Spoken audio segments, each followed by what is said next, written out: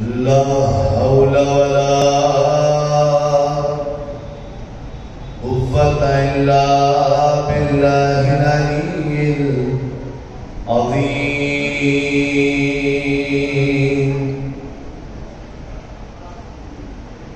أعوذ بالله من الشيطان الرجيم. بسم الله الرحمن الرحيم. الحمد لله رب العالمين. الصلاة والسلام على أشرف الأنبياء والمرسلين سيدنا ومولانا ومولى الثقلين محبوب رب المشرقين جد الحسن والحسين على من اختاره من شجرة الأنبياء ومشكاة الضياء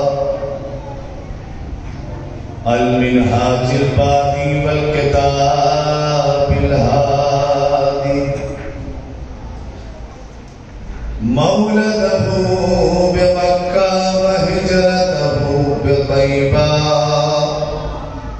أرسله بالدين المشهور والعلم الماثور والكتاب المستور النور الساطع والضياء اللامع سيدنا الممجد المصطفى الأمجد أبي القاسم محمد. اللهم صل على محمد وآل محمد وعلى أبي الحسنين مولى الكونين رئيس الموحدين يعصب الدين إمام المتقين قائد غر المحجلين أمير المؤمنين غالب كل غالب أسد الله الغالب علي بن أبي طالب. اللهم صل على محمد وآل محمد وعلى آل بيت النبوة ومعدن الرسالة. أما بعد فقد قال إمام الصادق عليه السلام. بسم الله الرحمن الرحيم. السلام عليك يا وارث آدم صفوة الله. السلام عليك يا وارث نوح النبي الله. صلوات محمد. اللهم صل على محمد محمد. ایک اور مل جل کر صلوات پڑھے محمد. اللهم صل على محمد محمد. تھوڑا سا سنسناہٹ ہے نا. اعزاز محترم سامعین کرام برادران بزرگان اور لائق صد احترام علماء کرام،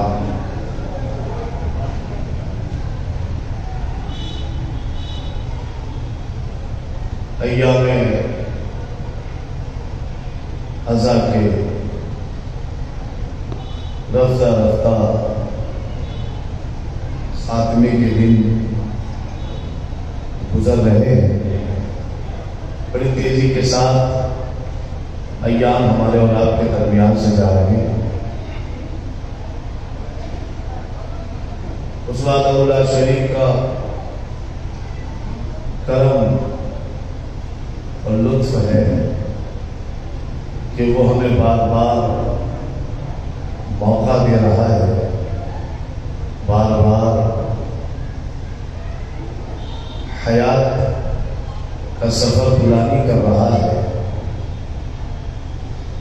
اور اس بات پر اس وحدہ لا شریک کا شکر بنتا ہے کہ میرے معبود تیرا لاکھ لاکھ شکر ہے کہ تو نے پھر سے ایک بار فرش ادا پر بیٹھنے کی قابل ہمیں سمجھا اور اتنی مہلت دی کہ ہم فرش ادا تک آ سکے، کشتی نجات پر بیٹھ سکے۔ کشتی نجات ہے فرش ادا، بساط سلیمانی ہے فرش ادا، بلکہ بساط سلیمانی سے بھی افضل ہے امام حسین علیہ مقام کا یہ فرش۔ بساط سلیمانی کی مثال اور اس کی حقیقت یہ ہے کہ اس حضرت سلیمان بیٹھتے تھے، اور فرش اعظم اس مقام کا نام ہے جہاں پر فخر سلیمان بیٹھتے تھے،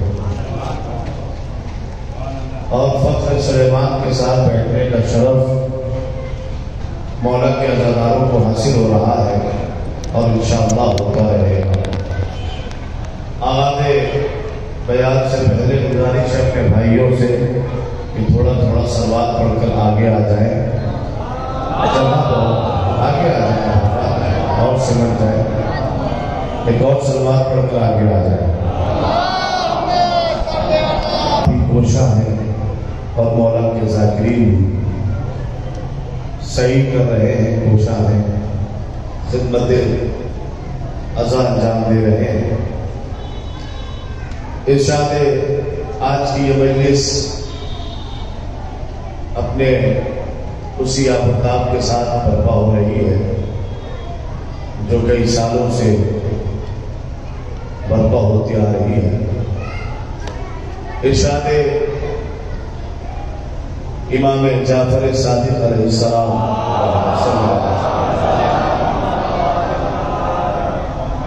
رئیس مکتب جعفریہ ہمارے رات کے چھٹے امام ارشاد فرما رہے ہیں، جب سرکار کربلا گئے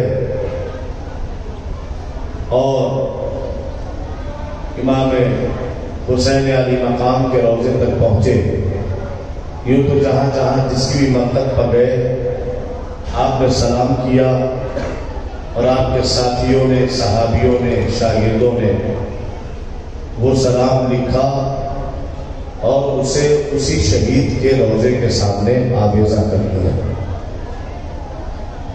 معصوم کی زبان سلام کرتی رہی، چاہنے والے لکھتے رہے، جو آج ہم تک پہنچی ہے زیارت کے نام سے، وہ حقیقت میں معصوم کا سلام ہے شہداء کے۔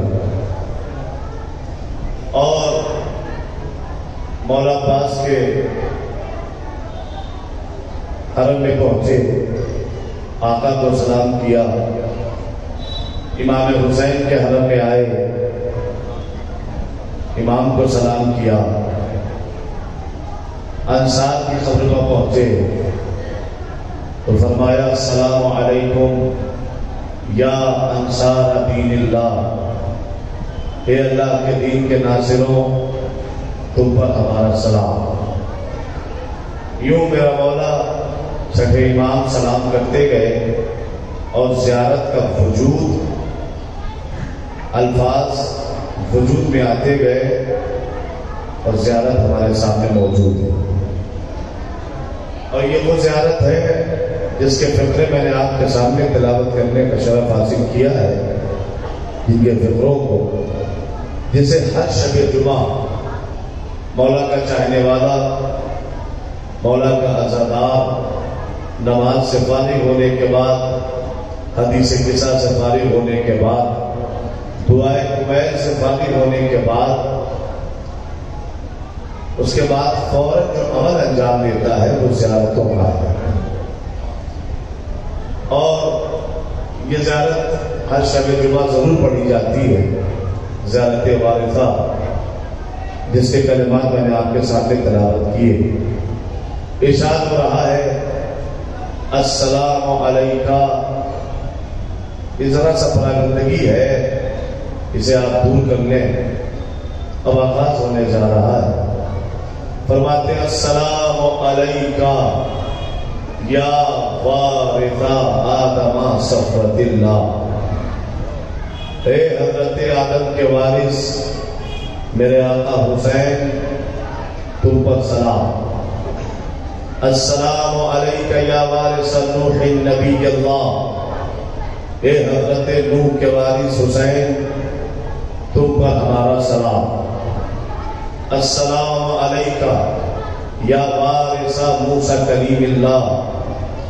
اے حضرت موسیٰ کلیم اللہ کے وارث حسین، آپ پر ہمارا سلام. السلام علیکہ یا وارث عیسیٰ روح اللہ.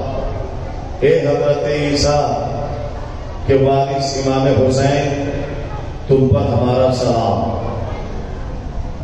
نبیوں کے نام لیتے گئے، امام حسین کو وارث خطاب کر کے امام حسین کو سلام کرتے چلے گئے.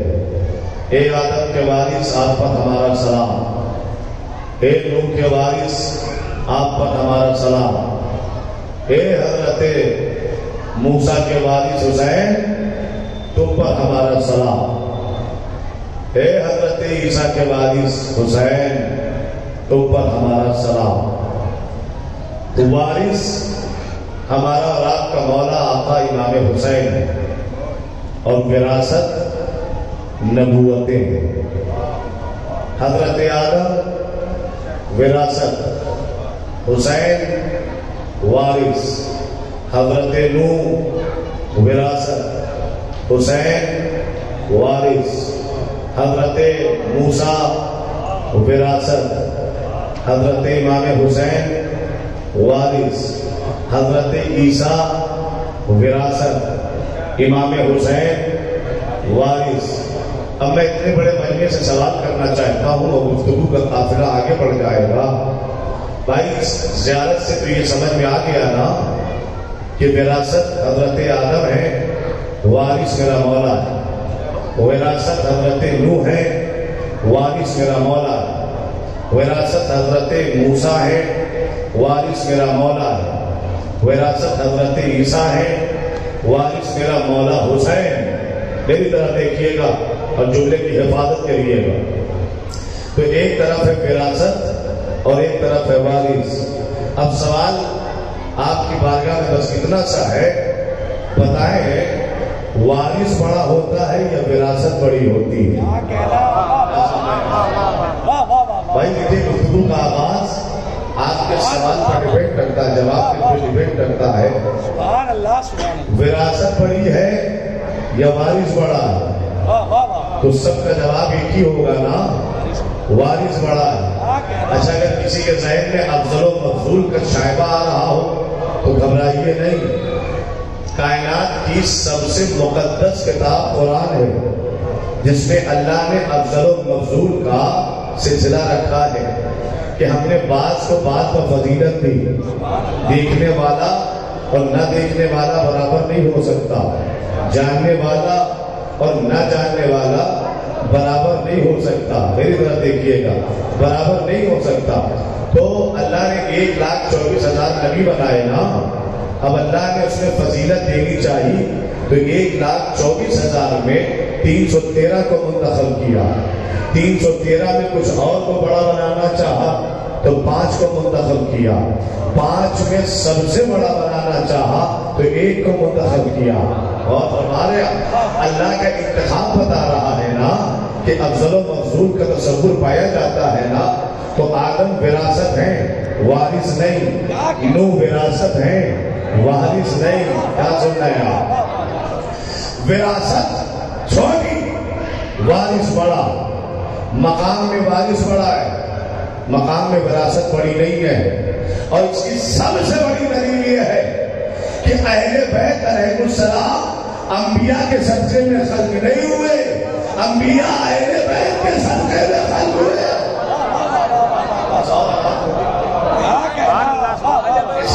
محمد والے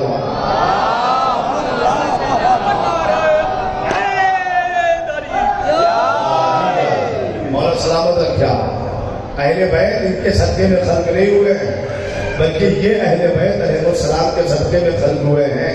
تو وراثت کا مقام اور ہے، وارث کا مقام اور ہے۔ دیکھیں گفتگو تیزی سے آگے بڑھنا چاہتی ہے، خلل نہیں ہونا چاہیے، ڈسٹربنگ نہیں ہونی چاہیے۔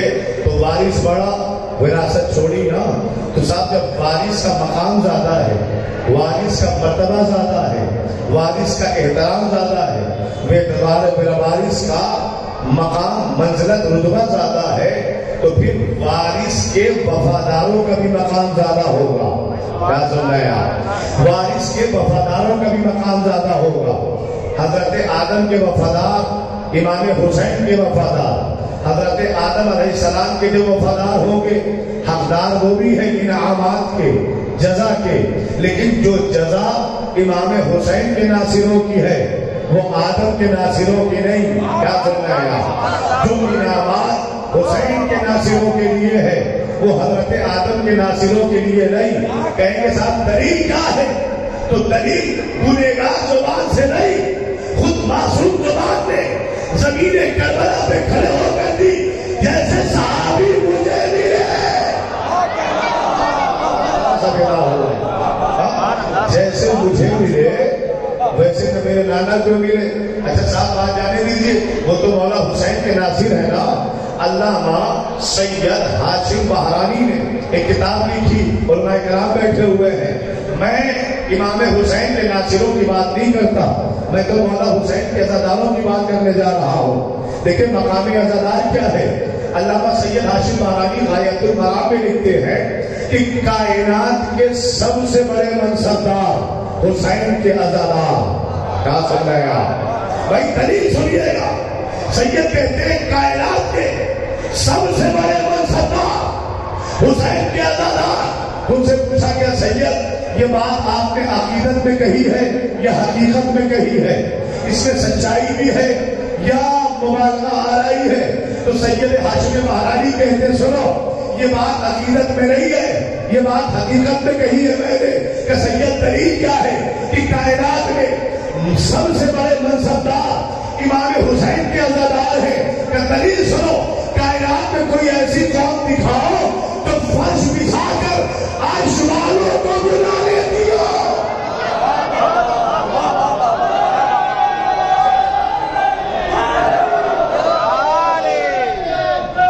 لبیک یا حسین، مل کے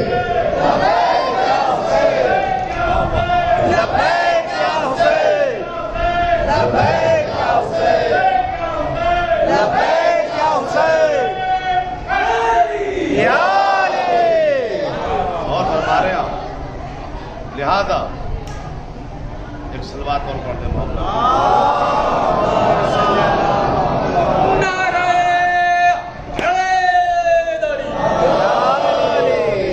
ایک اور صلوات پڑھ دیں محمد والا۔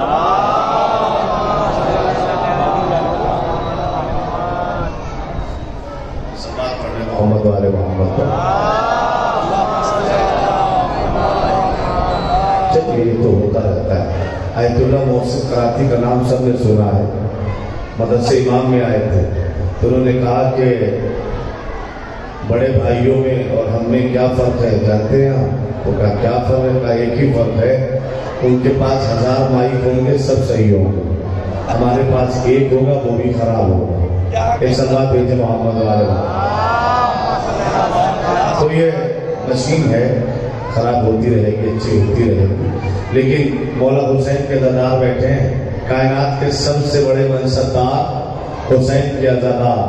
کوئی قوم ایسی دکھاؤ جو فرش بچھا کر عرش والوں کو بلا لیتی ہو، تو تم کائنات میں حسین کے عزاداروں کا کوئی مقابلہ نہیں کر سکتا، تو حسین کے وفاداروں کا مقابلہ، حسین کے ناصروں کا مقابلہ کون کرے گا؟ میری طرف دیکھیے گا بھائی، بارش بڑا ہے، وراثت چھوڑی، تو جب وارث کا مقام زیادہ تو پھر اس کے ان کے وفاداروں کا مقام بھی زیادہ ہوگا نا۔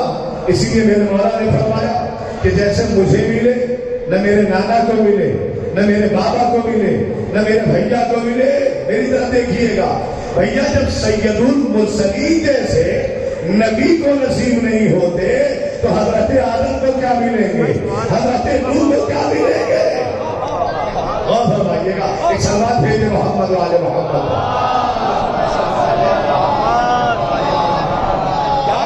کہ حضرت سید المرسلین کو نہ مل سکے جیسے امام حسین کو ملے تو پھر اور نبیوں کے بارے میں تصور کیا کیا جائے؟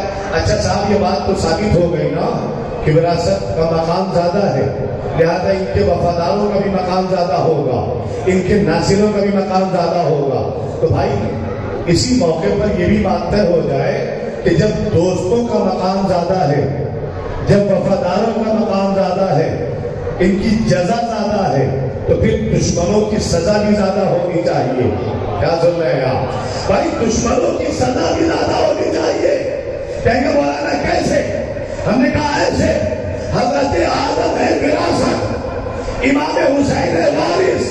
تم نے دیکھا نہیں جس نے وراثت کا انکار کیا اسے ابلیس کہتے ہیں، جو وارث کا انکار کرے اسے یزید کہتے ہیں۔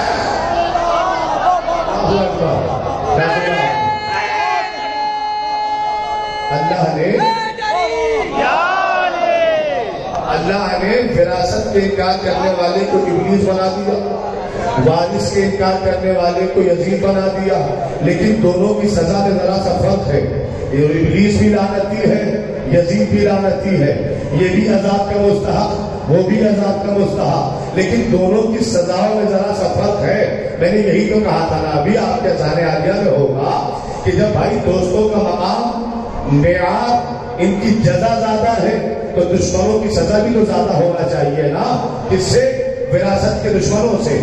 دیکھیں اس نے وراثت کا انکار کیا، ابلیس بنا، اللہ نے لعنتی بنا دیا۔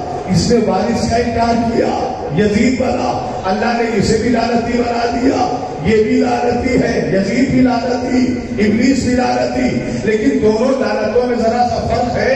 اگر دونوں برابر ہو گئے تو پھر وارث اور وراثت کا مقام سمجھ میں نہیں آئے گا۔ لہذا ابلیس کی سزا اپنی جگہ، لیکن یزید کی سزا زیادہ ہونی چاہیے۔ کہیں گے مولانا دلیل کیا ہے؟ کیسے زیادہ ہوگی سزا؟ ہم نے کہا صاحب یوں ہوگی کہ جو وراثت کا انکار کر رہا تھا وہ بھی لعنتی، جو وارث کا انکار کر رہا ہے وہ بھی لعنتی، لیکن دونوں لعنتوں میں بڑا فرق ہے۔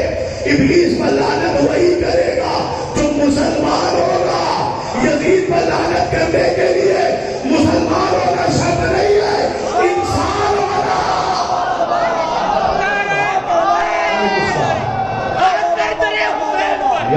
آکے در حسین پر سر کو جھکا لے، آکے در حسین پر سر کو جھکا لے، بگڑا ہوا اپنا چکا لے، وہ نعرہ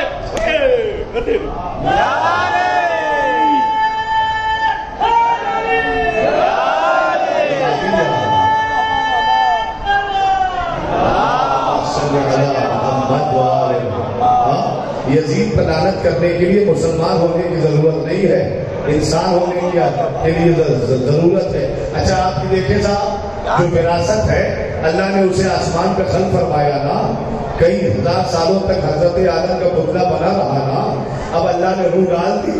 اب کیا ہوا کہ جب میں نفخت من روحی کی منزل آئی کہ جب میں روح ڈال دوں آدم کے پتلے میں تم سب کے سب سجدے میں چلے جانا۔ سب چلے گئے نا، ایک ہے جو ابلیس ہے جس کا نام عزازیل تھا، وہ سجدے میں نہیں گیا نا۔ اللہ نے ایک سجدہ نہ کرنے کی وجہ سے یہ سزا دی کہ ہزاروں سال، لاکھوں سال کی عبادت ایک طرف اور ایک سجدہ ایک طرف۔ توجہ کریے گا بھائی، وراثت کا مقام یہ ہے کہ لاکھوں سال نماز پڑھنے کے بعد بھی اگر وراثت کے سامنے سر نہ جھکایا جائے تو نمازیں کام نہیں آنے والی، روزے کام نہیں آنے والے، سجدے کام نہیں آنے والے۔ اللہ نمازوں کو منہ پہ مار دے گا۔ تو جب وراثت کے سامنے اگر سر نہ جھکایا جائے تو اللہ نمازوں کو نہیں دیکھتا، تو پھر کے سامنے کیا سن رہے ہیں آپ؟ اگر وارث کے سامنے سر نہ جھکایا گیا تو نہ نمازیں کام آئیں گی، نہ روزے کام آئیں گے، نہ حج کام آئے گا، نہ زکوٰۃ کام آئے گی، دین کا کوئی بھی عمل کام آنے والا نہیں ہے۔ اچھا صاحب آپ دیکھیں کہ حضرت آدم کو سجدہ کیا جا رہا ہے، لیکن ابلیس ہے جو کرنے کو تیار نہیں۔ آواز پروردگار کیا آئی تھی؟ اب قرآن کہتا ہے یا ابلیس ما منعک ان تسجد، کس شے نے تجھے منع کیا سجدہ کرنے سے؟ کسے؟ خلقت بیدی، جسے میں نے اپنے دونوں ہاتھوں سے بنایا۔ ایک بار دیکھیے، میں وراثت سے وارث کی طرف پہنچنا چاہتا ہوں، اور آپ کی توجہات درکار ہے۔ بہت دور دور سے لوگ آئے ہوئے ہیں مولا کے اربعین میں، مولا کی اس مجلس میں، اور سب کو لے کر میں ایک ساتھ سفر کرنا چاہتا ہوں، آخرتی سفر اور معراج کا سفر۔ میری طرف دیکھیے گا، پوچھا نا کہ تو نے سجدہ کیوں نہیں کیا؟ تو اس نے کیا کہا؟ تو نے مجھے آگ سے بنایا ہے، ان مٹی سے۔ آگ افضل، مٹی مفضول۔ ذرا سے دیکھیں وارث تک پہنچنا ہے مجھے، ذرا سے میرے ساتھ چلیے گا۔ افضل و مفضول میں تصور پیدا کرنے لگا، حالانکہ اسے پتا ہے کہ آگ کے بھی خالق کا نام اللہ، مٹی کے بھی خالق کا نام اللہ۔ خالق کو بتا رہا ہے کہ افضل کیا ہے، مفضول کیا ہے۔ میری طرف دیکھیے گا، بہرحال اس نے اپنی دلیل رکھ دی اللہ کے سامنے۔ جب اس نے اپنی دلیل رکھی تو اللہ نے اپنا فیصلہ سنا دیا کہ تو نے غرور کیا، تو نے تکبر سے کام لیا، فاخرج منھا، نکل جا میرے دربار سے، میرے دیار سے۔ اے میرے معبود، جب نکالنا تھا تو بلایا کیوں؟ اور پھر تو نے شرط لگائی کان من الکافرین، یہ کافروں میں سے تھا، یہ پرانا کافر تھا، یہ کافروں میں سے تھا، یہ پرانا کافر تھا۔ تو اللہ جانتا تھا نا کہ یہ پرانا کافر ہے، تو پھر پرانے کافر کو اپنی بس میں بلانے کی ضرورت کیا تھی؟ کیا سن رہے ہیں آپ بھائی؟ پرانے کافر کو اپنی بس میں بلانے کی ضرورت کیا تھی؟ آواز پروردگار آئے گی، اگر پرانے کافر کا کفر ظاہر کرنا ہو تو اسے دور نہ رکھو، قریب بلا کے بٹھا لو۔ سبحان اللہ۔ اگر یہ دور رہے گا تو اس کا کفر سامنے نہیں آئے گا۔ اگر اسے قریب بلا لو گے، اپنی بس میں بٹھاؤ گے، کچھ کرنے کے لیے کہو گے، اگر تسلیم کر لے تو مومن، اگر انکار کر لے تو پرانا کافر۔ بہتر دیکھیے گا، تو یعنی سنت الہی یہ ہے کہ پرانے کافر کو دور نہیں کیا جاتا، اسے قریب بلایا جاتا ہے تاکہ اس کا کفر ظاہر ہو سکے۔ میری طرف دیکھیے گا، اب اللہ نے سجدہ آدم کا حکم دیا نا، اس نے انکار کر دیا نا، تو پرانا کفر سامنے آیا کہ نہیں آیا؟ یہی سنت اور یہی سیرت اللہ کے نبی نے اپنی بزم کی اپنائی، پرانے کافروں کو بھگایا نہیں، اپنی رب دربار میں بلایا، بلا کے حکم دیا۔ حکم پانے کے بعد جنہوں نے سر تسلیم کے لیے خم کر دیا وہ پرانے مومن کہلائے، جنہوں نے بغاوت کا اظہار کیا وہ پرانے کافر کہلائے۔ لیکن بیان کرنا مقصد یہ نہیں تھا، یہ ہے وراثت۔ چہچہاٹ بہت ہے بھائی، بہت دیر سے کہہ رہا ہوں، اسے ختم کرو، اندر کی آواز کو کلیئر کر دو۔ ایک سلوات بھیجے محمد والا، یہ جو چہچہاٹ ہے اسے ختم کرو تاکہ بھرپور آواز نکل سکے۔ ایک اور سلوات پڑھیے محمد والے محمد، ایک اور سلوات مل جل کر پڑھنے محمد والے محمد۔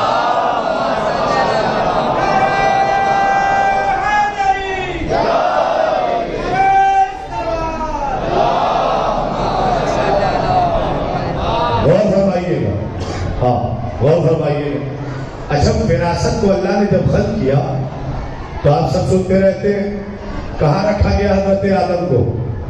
کہاں رکھا گیا حضرت آدم علیہ السلام کی اہلیہ کو؟ قصب جنت میں رکھا گیا، جنت میں رکھا گیا نا۔ کئی سالوں تک حضرت آدم جو وراثت ہے وہ جنت میں رہے، وہ اللہ نے جہاں انہیں رکھا جنت وہاں زندگی بسر کرتے رہے۔ لیکن ایک وقت وہ آیا کہ کہ جب جنت سے حضرت آدم کو نکالا جا رہا ہے تو پھر منظر کیا ہے؟ قصد منظر یہ ہے کہ حضرت آدم جنت کی دیوری سے باہر نکلنا چاہتے تھے کہ آواز آئی ٹھہرو، کیا ہوا میرے معبود؟ کیا ارادہ بدل گیا؟ کیا جنت میں پھر رہنے کا حکم دینا چاہتا ہے؟ کہ نہیں، ہم نے تمہیں جنت سے جانے کے لیے کہا، جنت کا لباس جنت سے لے جانے کے لیے نہیں۔ بھیا ذرا سا میرے ساتھ چلیں تو میں وراثت و وارث کا فرق آپ کی خدمت میں بیان کر دوں گا کہ جنت سے آدم جائیں گے، لباس باہر نہیں جائے گا۔ کیوں میرا معبود نہیں جائے گا؟ کہ سورہ بقرہ پڑھو، بسم اللہ الرحمن الرحیم، وَلَن تَجِدَ لِسُنَّتِ اللَّهِ تَبْدِيلًا، اللہ کا قانون بدلے گا نہیں، بدل ہی نہیں سکتا۔ کہ کیوں؟ اللہ نے قانون بنایا ہے نا کہ جنت کے لباس جنت میں رہیں گے، جنت سے باہر نہیں جائیں گے۔ لہذا حضرت آدم جنت سے نکل رہے ہیں، آواز آئی آدم اکیلے جنت سے باہر جاؤ، جنت کا لباس جنت میں رہے گا۔ لو حضرت آدم نے جنت کے لباس جنت میں اتارے، پتوں کو اپنا لباس بنایا، زمین پر اتر آئے تو اب قانون سمجھ میں آ گیا نا۔ دیکھیے ہزاروں مرتبہ سنا ہے آپ نے، لیکن جو واقعہ ہزاروں بار سن چکے ہو اگر منوں ویسے ہی سنا دیا جائے تو پھر پڑھنے کا فائدہ کیا ہے؟ میری طرف دیکھیے گا اور آنکھوں سے آنکھوں کو ملائیے، سر اٹھائیے۔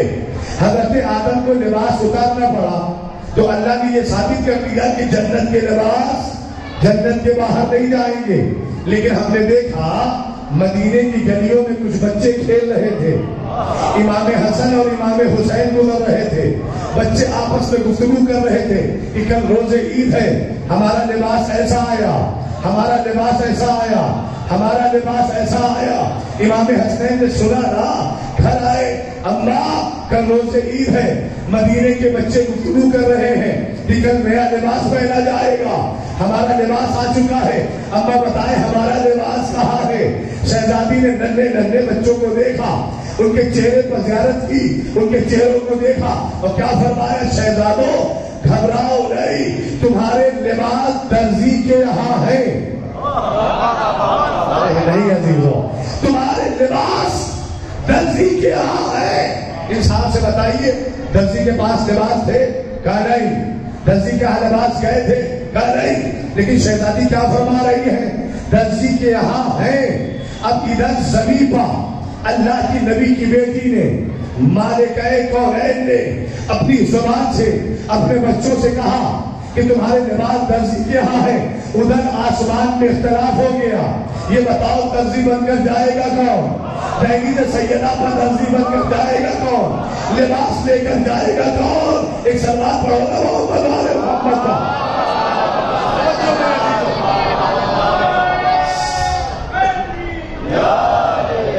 سیدہ کی زبان سے الفاظ نکلنے تھے کہ آسمان پر اختلاف، درزی بن کر دہلیز سیدہ بجائے گا کون؟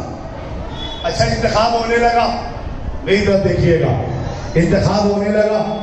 منتخب کسے کیا گیا؟ دروغ جنت، رضوان جنت آیا لباس لے کر دہلیز سیدہ پر دخل الباب کرتا ہے۔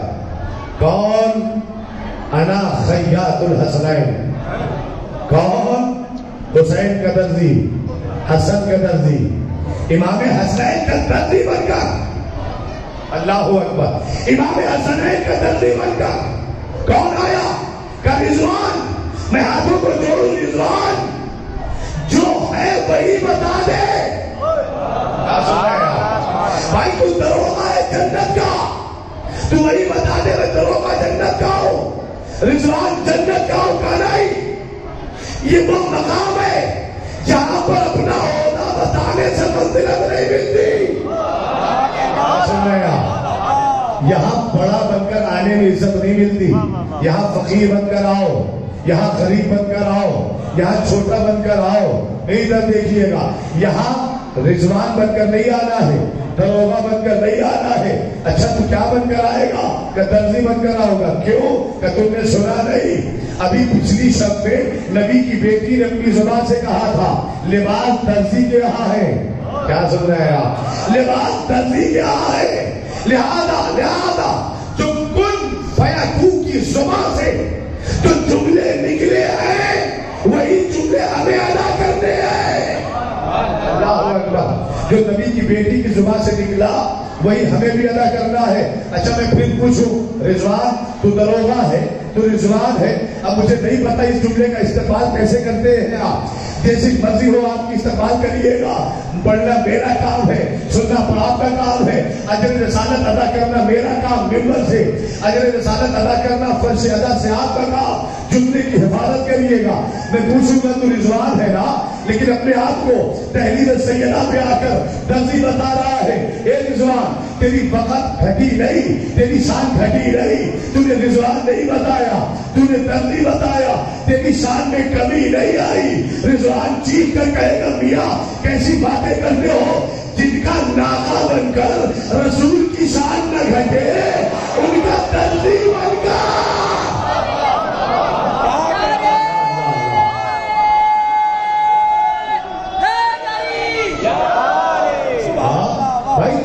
ناقہ بن کر رسول کی شان نہ گھٹے ان کا درزی بن کر ہماری شان گھٹ جائے گی. اچھا کوئی بات نہیں, تو اتنا بتاؤ کہ آئے کہاں سے ہو؟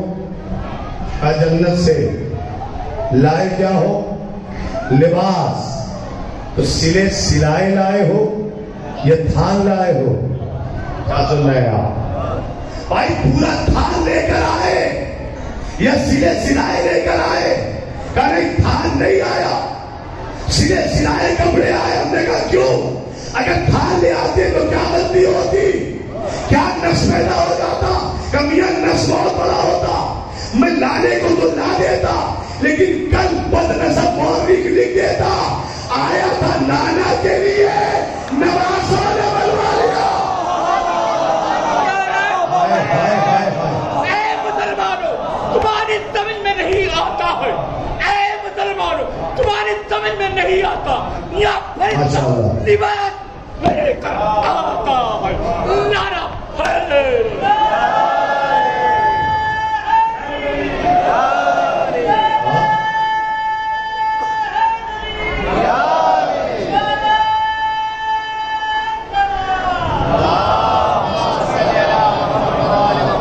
تھان لانے کو تو پوری فیکٹری لے آتا, لیکن کل بد نصب مورخ لکھ دیتا نا آیا تھا نانا کے لیے نواسوں نے بنوا لیا, آیا تھا نانا کے لیے اور نواسوں نے سلوا لیا.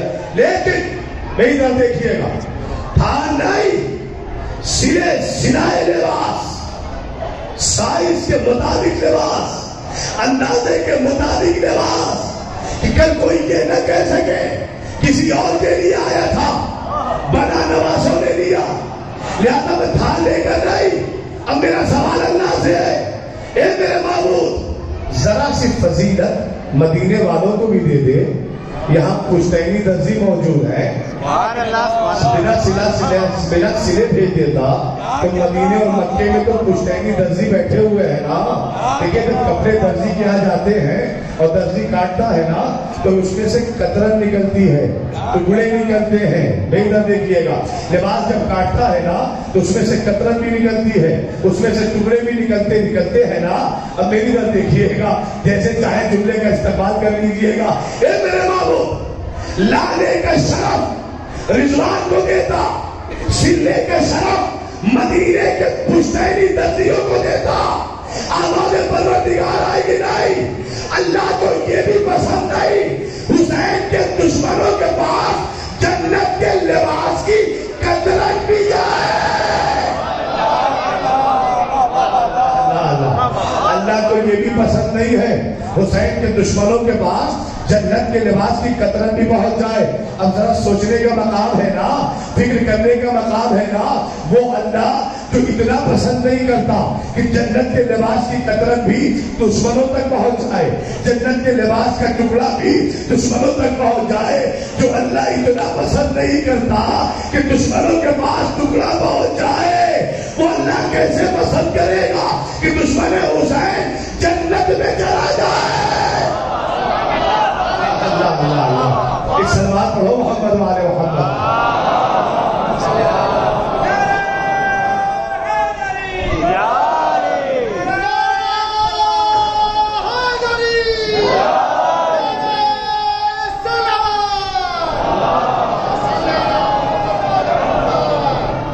ایک اور صلوات پڑھنے ایک محلے میں ہو کر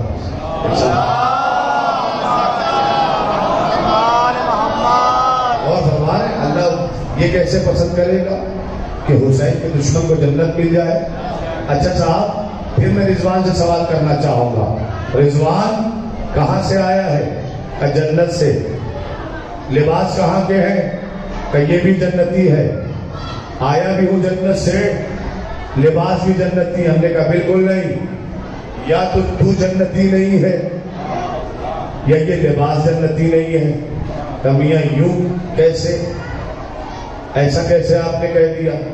کہ ہم نے ایسا اس لیے کہا کہ ہم نے دیکھا کہ جب وراثت کو اللہ جنت سے نکال رہا تھا، حضرت آدم کو جنت سے نکال رہا تھا. اب آدھائی آدم اکیلے جاؤ، جنت کا لباس جنت کے باہر نہیں جائے گا، اسے یہی چھوڑ کر جاؤ، اسے یہی رکھ کر جاؤ. اور پھر قرآن میں کہتا ہے اللہ کی سنت بدل نہیں سکتی، اور سنت پروردگار یہ ہے کہ جنت کا لباس جنت میں رہے گا. میری طرف دیکھیے گا، کاش کہ میرے پاس وقت ہوتا تو میں عبداللہ جعفر سبحانی کی کتاب ملل و نحل کی وہ سارا چیپٹر جنت کا آپ کے سامنے بیان کرتا. لیکن سنیے گا میرا عزیزو، جملے کو سمیٹ کر ایک فکرے میں آپ کی خدمت میں یہ جملہ پہنچانے جا رہا ہوں. استعمال کرنا آپ کا کام ہے. بھائی کیا تو جنتی نہیں، یا یہ لباس جنت کا نہیں؟ کہ میں بھی جنتی، لباس بھی جنتی. میں نے کہا نہیں. ہم نے قانون دیکھا، آدم نکلنے لگے، لباس اتروا لیا گیا کہ جنت کا لباس جنت سے باہر نہیں جا سکتا، جنت کا لباس جنت کے باہر نہیں جائے گا. تو پھر یہ بتائیے قانون کیسے بدل گیا؟ آواز رضوان آئے گی، ذرا سا ہوش کے ناخن لو نا، فکر کرو نا، سوچو نا، اور غور کرنے کے بعد فیصلہ کرو تو تمہیں پتہ چل جائے گا کہ جنت کا لباس باہر آیا یا نہیں آیا. ہم نے کہا مطلب کیا ہے؟ کہ ذرا غور کرو تو تمہیں سمجھ میں آ جائے گا کہ جنت کے لباس جنت کے باہر نہیں گئے. ارے میں جگر کی قوت سے جملہ کہنا چاہتا ہوں، پوری طاقت سے جملہ کہنا چاہتا ہوں، استقبال کریے گا. کہ غور کر لیں، جنت کے لباس جنت سے باہر نہیں گئے، جنت کے لباس جنت سے باہر نہیں گئے. ہم نے کہا پھر کہ ایک جنت سے نکلے دوسری جنت میں آئے. اللہ، ایک جنت سے نکلے دوسری جنت میں آئے، ایک جنت سے نکلے دوسری جنت میں آئے. اب سمجھ میں آیا کہ کمبر جب پہلی سے سیدہ پہ پہنچا اور کہنے لگا فضا میرا مقام جنت میں یہ ہوگا، میرا مقام جنت میں یہ ہوگا. فضا نے کمبر کو دیکھ کر کہا کمبر جنت کی پرواہ وہ کرے جو جنت میں رہتا رہا.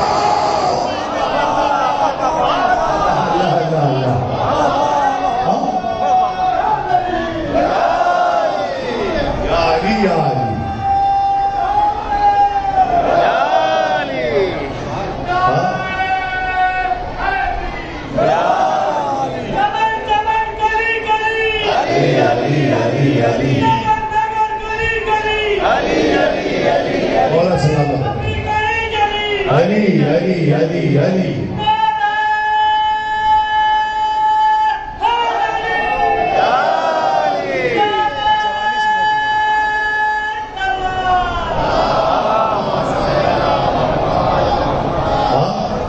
تو غور کرو کہ جنت کے لباس جنت کے باہر نہیں گئے، ایک جنت سے نکلے ہیں اور دوسری جنت میں آئے ہیں.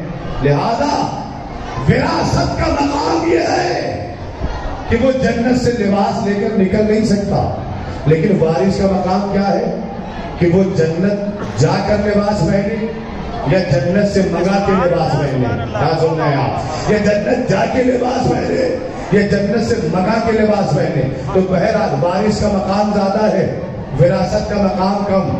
آپ نے ملاحظہ فرما لیا. اب دیکھیں صاحب، وارث امام حسین کو کیوں کہا گیا؟ میرا مولا 28 رجب سن 60 ہجری کو مدینے سے نکلا. 2 محرم سن 61 ہجری کو کربلا میں آیا. شور بہت زیادہ ہے لیکن چونکہ میں ذکر مولا کر رہا ہوں نا, مجھے اطمینان ہے کہ آپ تک آواز پہنچ رہی ہے. ایک صلوات پڑھ دیں محمد والے محمد.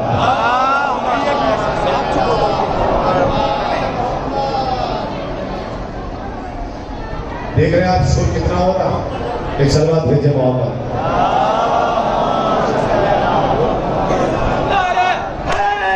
ہم ذکر حسین کرتے ہیں, ڈرتے نہیں کبھی. ہم ذکر حسین کرتے ہیں, ڈرتے نہیں کبھی. کٹ جائے تیز گردنیں ہماری مگر یہ جیت کی بات کرتے نہیں کبھی. نعرہ مل کر صلوات پڑھے محمد والے محمد.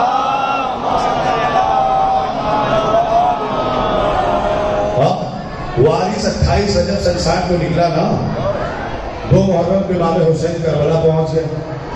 لیکن جب بھی کربلا کی بات آتی تو ہمارے ذہن میں مصائب آ جاتا ہے. نہیں میرا عزیزو, کربلا صرف مصائب کا نام نہیں ہے. کربلا فضائل کا بھی مقام ہے. امام حسین علی مقام. آپ وارثوں کو بھی دیکھیں, وراثت کو بھی دیکھیں, اور بعض وارثوں کا بھی مقام دیکھیں. وارث کربلا آ گیا. امام حسین علی مقام نے 4.5 مربع میل زمین خریدی. مربع میل 4.5 دائیں, 4.5 بائیں, 4.5 آگے, 4.5 پیچھے. اتنی لمبی چوڑی آراضی میرے مولا حسین نے خرید لی.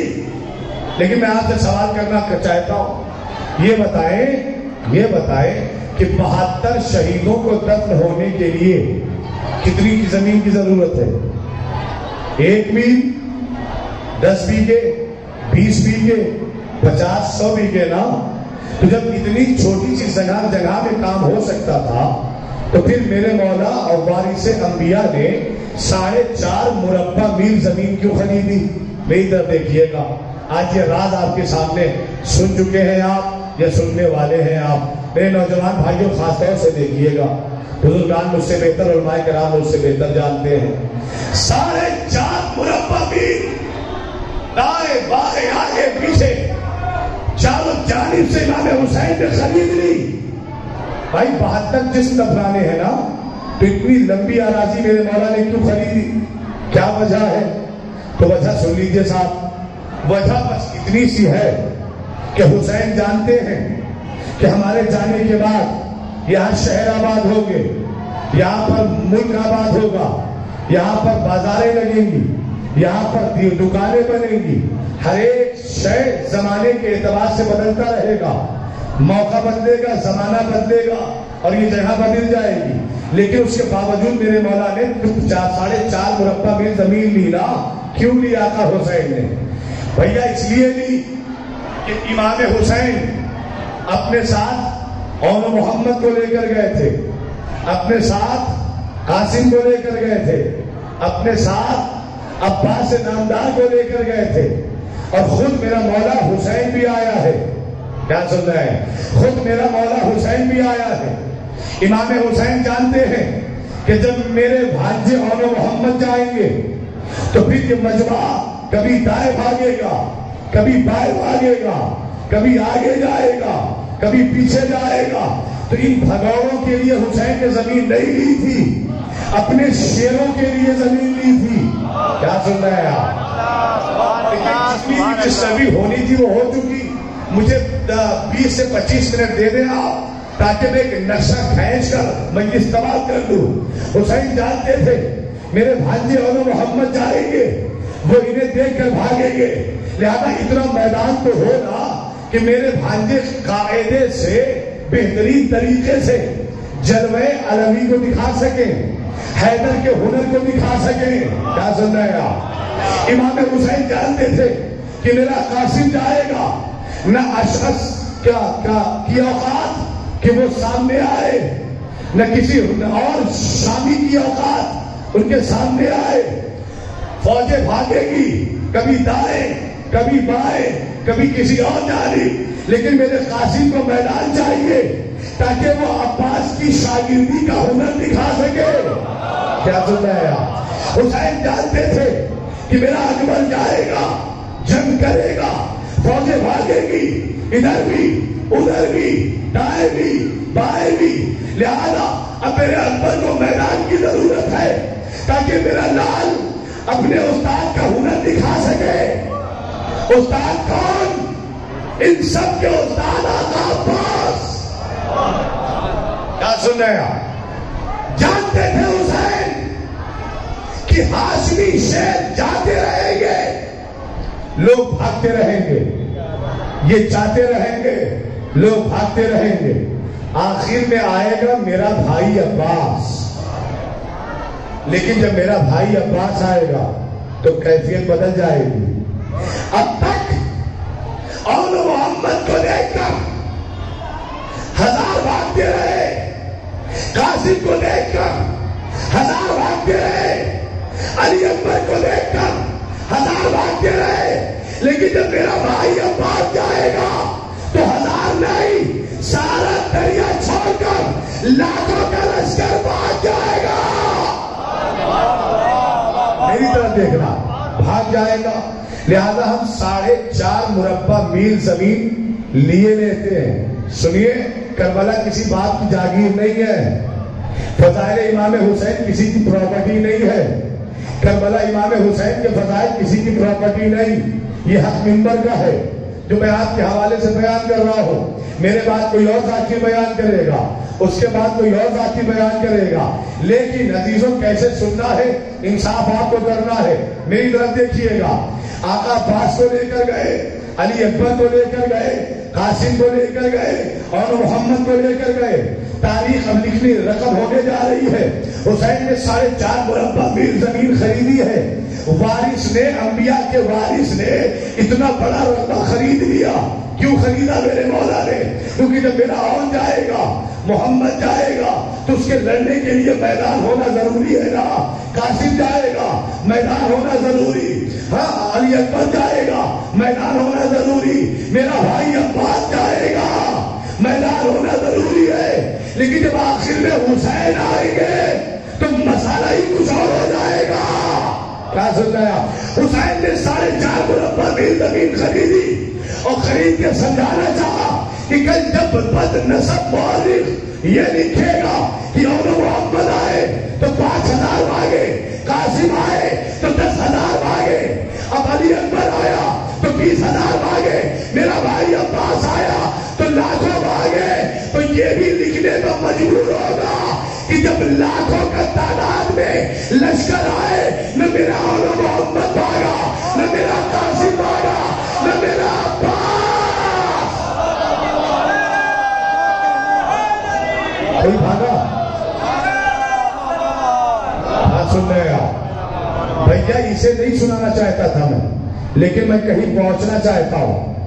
اول محمد بھاگے نہیں، قاسم بھاگے نہیں، توجہ فرمائیے گا، علی اکبر بھاگے نہیں، آقا عباس پیچھے ہٹے، کہا نہیں، کیوں نہیں ہٹے؟ یہ بنو ہاشم ڈرتے کیوں نہیں؟ کیا سن رہے ہیں آپ؟ بھائی لاکھوں کی تعداد سامنے ہے، بڑے بڑے سرما ڈر جائیں گے، لیکن یہ 13 برس کے بچے ڈرتے ہی نہیں۔ کبھی آپ نے سوچا کہ یہ 13 برس کا بچہ ڈرتا کیوں نہیں؟ ان سے ارزاق شامی جیسا خوف زدہ ہو گیا، لیکن قاسم ڈرنے کا نام نہیں لیتے۔ وجہ کیا ہے؟ پڑھ دو حدیث تو سنیے گا۔ اللہ کے نبی نے فرمایا، اگر ساری دنیا میرے چچا ابو طالب کی اولاد ہوتی تو کائنات میں کوئی بزدل پیدا ہی نہ ہوتا۔ ہائے ہائے ہائے ہائے ہائے،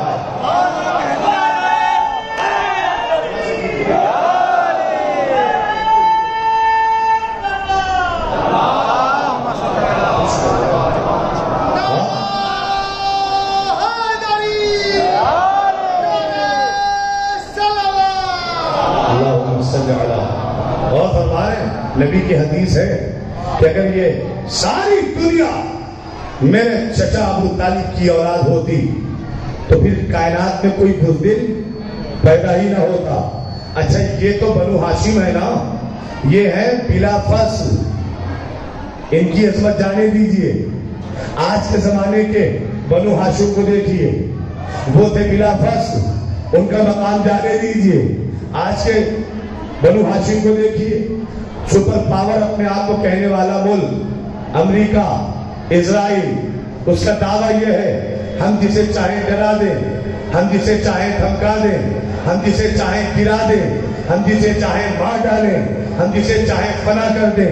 لیکن دو ملک ایسے بھی ہیں جو ہم سے ڈرنے کا نام نہیں لیتے. کیا سن رہے ہیں آپ؟ جو دو ملک ایسے ہیں ہم سے ڈرنے کا نام نہیں لیتے. ایک لبنان, ایک ایران. ایک لبنان کا سید ہم سے ڈرنے کا نام نہیں لیتا, ایک ایران کا سید ہم سے ڈرنے کا نام نہیں لیتا. نہ سید حسن نصر اللہ ڈرنے کو تیار, نہ سید علی خامنائی ڈرنے, کیا سن رہے ہیں, نہ سید علی خامنائی ہم سے ڈرنے کو تیار. ہم نے جسے چاہا ڈرایا, دھمکایا, لیکن نہ لبنان والا سید ڈرتا ہے, نہ ایران والا. وجہ کیا نکل گیا؟ اگر بنی امیہ سے ہوتے تو ڈر جاتے.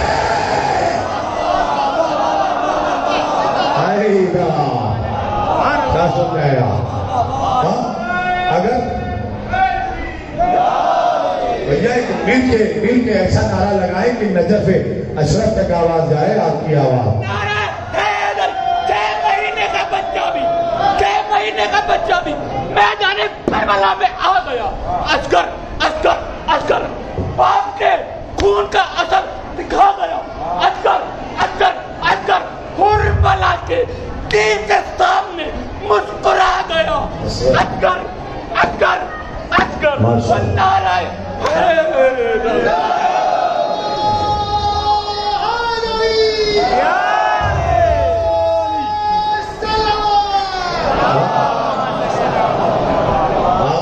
آپ غور فرما رہے ہیں, جن کو چاہا ڈرا دیا, دھمکا دیا, مار دیا, لیکن سید علی خامنائی کو نہیں ڈرا پائے, حسن نصر اللہ کو نہیں ڈرا پائے. اچھا صاحب, جب ان آیات نظام کو سپر پاور طاقتیں نہیں ڈرا سکی تو ہندوستان کے اخباری ڈرا پائیں گے؟ ہائے ہائے ہائے ہائے, ارے میں نے کچھ کہا, ہندوستان کے جاہل ڈرا پائیں گے؟ ہمارے درمیان جاہلوں کی فہرست ڈرا پائے گی؟ نہیں, وہ خود ڈر جائیں گے. اس لیے کہ زمانہ جانتا ہے لاکھ مخالفتیں بڑھتی چلی جائیں, لاکھ مخالف ہوتے چلے جائیں, ایک دن کوئی خمینی بن کر آئے گا. ہائے ہائے ہائے, ہاں کوئی خمینی بن کر آئے گا, ساری دنیا ڈر جائے گی. ہاں میرے نوجوانوں, اگر ہمارے درمیان کوئی اپنے آپ کو اخباری کہتا ہے تو وہ دھوکے میں ہے. تم اخباری نہیں ہو. کیوں؟ تمہاری حیثیت ہی نہیں اخباری بننے کی, نہیں بن سکتے. یہ تو اتنا بڑا عہدہ ہے, اسے بدنام کیا جا رہا ہے. پتہ چلا یہ کہ قرآن کا تلفظ بھی صحیح سے نہیں آتا, ہم تو تقلید نہیں کریں گے. اچھا ہم تو کیا ہو تم؟ اگر ہم اخباری ہیں, اخباری تم نہیں ہو. یہاں تو سب اصولی بیٹھے ہوئے ہیں, نہیں تو دیکھیے گا تقلید کرنے والے لوگ بیٹھے ہوئے ہیں. میں فکرہ کہنے جا رہا ہوں, مخالفتیں بہت ہو گئی, ہمارے درمیان شیطان پھول بہت ڈال چکا. لہذا آپ ایک پلیٹ فارم پہ آئیے, حسینیت کے پلیٹ فارم کا, اور مرتبہ پہچانیے مراجع کرام کا, ان کا اختیار دیکھیے, ان کے فتووں کا اثر دیکھیے, اور ان کی سماج میں ضرورت کو دیکھیے. میری طرف دیکھیے گا صاحب, میری ملاقات سرزمین عراق شہر کربلا میں ایک انسان سے ہوئی. لکھنؤ کا تھا, ریکارڈ بات ہو رہی ہے, لکھنؤ کا تھا. اس نے مجھ سے پوچھا ٹائم کیا ہو رہا ہے مولانا؟ میں نے موبائل دکھایا, موبائل پر تصویر لگی تھی آیت اللہ خامنائی کی. اسے کہا لا حول ولا قوت الا باللہ, مولانا آپ نے ان کا چہرہ کہاں سے دکھا دیا؟ ہم نے کہا پھر آپ کو یزید کا چہرہ پسند ہے؟ شمر کا چہرہ دکھاؤں, ابن زیاد کا چہرہ دکھاؤں, پھر کس کا چہرہ؟ بھائی علماء کا چہرہ جو دیکھ کر منہ بگاڑ لے پھر ایسے انسان سے اللہ بچائے. تمہیں علماء کا چہرہ پسند نہیں ہے تو بحث کرنے لگے. تو ہم نے کہا صاحب آپ کیا ہے؟ کہا ہم اخباری ہیں. تو ہم نے کہا غلط، آپ بڑا عہدہ اپنے اوپر سیٹ نہ کریے. ہاں باپ کا کرتا بچے کو نہ پہنائیے. آپ کو زیب نہیں دے گا، زیب نہیں دے گا. اور نہ سمجھ میں آئے تو دیکھ لیجئے گا اسی دہل زمانے میں کچھ لوگ ہیں جو بڑے بھائی کا کرتا پہن لیتے ہیں تو پہچان میں آ جاتے ہیں. چھوٹے ہاں بڑے پہلے تو پہچان میں آ جاتے ہیں. لیکن میری طرف دیکھیے گا، ان کے ساتھ ہمیں ضرورت نہیں تقلید کی. ہم نے کہا جب کوئی مسئلہ پیش آتا ہے، نماز میں شک ہو جائے، دین میں شک ہو جائے، کوئی مسئلہ پیش آئے تو پھر وہ کیسے پتا چلے گا؟ انہوں نے کہا امام ہے نا پڑھتے گئے میں. ہم نے کہا پھر کہ امام سے پوچھ لیتے ہیں کہ آپ نے امام کو دیکھا ہے؟ کہا کئی بار دیکھا ہے. امام سے پوچھ لیتے ہیں استغفر اللہ. ایک عالم کی مخالفت میں، ایک مرجع کی مخالفت میں اپنے آپ پر نہ جانے کتنی لعنتیں لا رہا ہے. فرمایا غیبت کبریٰ میں جو دعویٰ کرے ہم سے ملاقات کا وہ جھوٹا ہے، وہ جھوٹا ہے، وہ جھوٹا ہے. اور یہ کہہ رہا ہے کہ ہمیں کیا ضرورت ہے مرجع کرام کی، کیا ضرورت ہے مجتہدین کی. ہم تو اپنا مسئلہ امام سے پوچھ لیں گے، ہم اپنا مسئلہ امام سے پوچھ لیں گے. تو بھائی امام سے پوچھنے کے لیے ملنا ضروری ہے نا، ملاقات ہونا ضروری ہے نا. پھر جب وہ پھنس گیا تو کہنے لگا کیا ضرورت ہے تقلید کرنے کی؟ نہیں تو دیکھنا چیپٹر کلوز ہونے جا رہا ہے. کیا ضرورت ہے تقلید کی؟ ساری کتابیں اردو میں آ چکی ہیں. اوہو آپ اردو کے مجتہد ہیں، اردو کے مجتہد ہیں. حالانکہ جو اپنے آپ کو اخباری کہہ رہے ہیں ان کا بھی کوئی استاد ہوتا ہے. وہ بھی کسی استاد کی تقلید میں آ کر اتنا ہی بولتے ہیں جتنا پڑھایا گیا ہو. اور فرما رہے ہیں آپ نوجوانوں، آپ تک میسج پہنچ رہا ہے کہ نہیں پہنچ رہا؟ میری طرف دیکھنا صاحب. ان کا سب کچھ تو اردو میں آ گیا ہے، کیا ضرورت ہے تقلید کرنے کی؟ ہم نے کہا اچھا آپ کی مادری زبان کیا ہے؟ کہا اردو. میں نے کہا اگر میں اردو بولوں تو آپ سمجھ لو گے؟ ان کا بولیے تو مادری زبان. میں نے کہا سنیے، شب تیر و تار تھی، تختیر امطار کا سلسلہ جاری و ساری تھا. پشت خانہ سے سارق آیا، اسباب خانہ لے گیا. اردو سمجھو بھائی، اردو سمجھو نا. اردو کیوں نہیں سمجھتے بھائی؟ جو اپنی مادری زبان نہ سمجھ پائے وہ اللہ کی زبان کیا سمجھے گا؟ کیا سن رہے ہیں؟ نہیں فکر اور کہہ دوں، آج تک جرمیر انیس کے مرثیے سمجھ میں نہیں آئے. کہاں اضافت دینی ہے، کہاں اضافت نہیں دینی ہے، کہاں لفظ کا تلفظ کیا ہے، کہاں لفظ کا تلفظ کیا ہے. کوئی آج تک مکمل طریقے سمجھ نہیں پایا. ہم الگ طریقے سے کبھی مرثیہ سنیے آپ میر انیس کا تو کہیں نہ کہیں اضافت کی غلطی ہو جاتی ہے، کہیں تلفظ کی غلطی ہو جاتی ہے، کہیں جہاں رکنا چاہیے تھا وہاں رکے نہیں، آگے بڑھ گئے تو مطلب کچھ اور سمجھ میں آ جاتا ہے. ہوتا ہے نا. تو بس اتنی ہی اوقات ہے ہماری کہ جنہیں آج تک میر انیس نہ سمجھ میں آئے جناب امیر. ارے میر انیس کا مرثیہ نہ سمجھ میں آیا تو جناب امیر کا کلام سمجھو گے بغیر کسی پڑھے لکھے کے، بغیر کسی جانکار کے. لیکن نہیں میرا عزیزو، آج ساری دنیا خوفزدہ ہے تمام مراجع کرام سے. دشمن یہی چاہتا ہے کہ ہم نے سامنے سے کچھ نہیں کا بگاڑا، ہم ان کا کچھ نہیں کر سکتے، لہذا دشمن انہی کے درمیان پیدا کرو، لہذا اختلاف انہی کے درمیان پیدا کرو. حسین اختلاف پھیلانے کے لیے کربلا نہیں گئے تھے، اتحاد بڑھانے کے لیے کربلا گئے تھے. نہیں کیا دیکھ رہا 4.5 مربع زمین حسین نے خریدی، سب نے دیکھا. اور محمد گئے بھاگے لشکر والے، قاسم گئے لشکر والے بھاگے، اکبر گئے یزیدی لشکر بھاگا، میرا عباس گیا یزیدی لشکر بھاگا. لیکن بنو ہاشم میں کوئی ایک بچہ بھی نہ بھاگا نہیں بھاگا. نہ اون بھاگے نہ محمد بھاگے. بھیا بھاگنے کی بات تو دور ہے, یہ بھاگنے والوں کا پیچھا بھی نہیں کرتے. کیا سن رہے ہیں آپ؟ یہ بھاگنے والوں کا پیچھا بھی نہیں کرتے. لو عاشور آ گئی, سب شہید ہو گئے, اب اکیلا سورما ہے حسین. مولا کے لیے آنکھوں میں آنسو نہ آنے پائے.